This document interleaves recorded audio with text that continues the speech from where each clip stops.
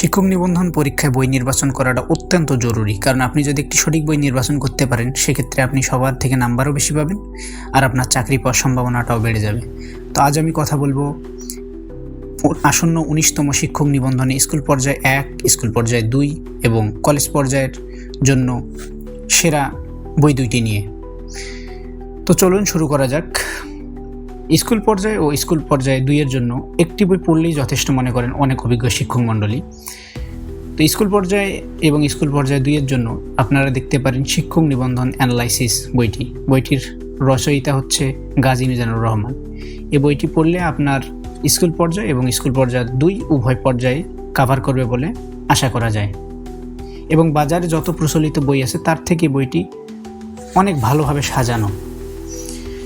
এবং কলেজ পর্যায়ের যদি কথায় আসি, কলেজ পর্যায়ে আপনি দেখতে পারেন প্রফেসর সিরিজের বেসরকারি প্রভাষক নিবন্ধন সহায়িকা বইটি। এই বইটি অন্যান্য বইয়ের তুলনায় অনেক ভালো। বাজারে প্রচলিত অনেক বই আছে, কিন্তু প্রফেসরের যে বেসরকারি প্রভাষক নিবন্ধন সহায়িকা বইটি আছে এটি সবার থেকেই আলাদা বলা যায়। তো স্কুল পর্যায়ে 2 এর জন্য আপনারা পড়বেন শিক্ষক নিবন্ধন অ্যানালাইসিস এবং কলেজ পর্যায়ের জন্য পড়তে পারেন প্রফেসরের বেসরকারি প্রভাষক নিবন্ধন সহায়িকা।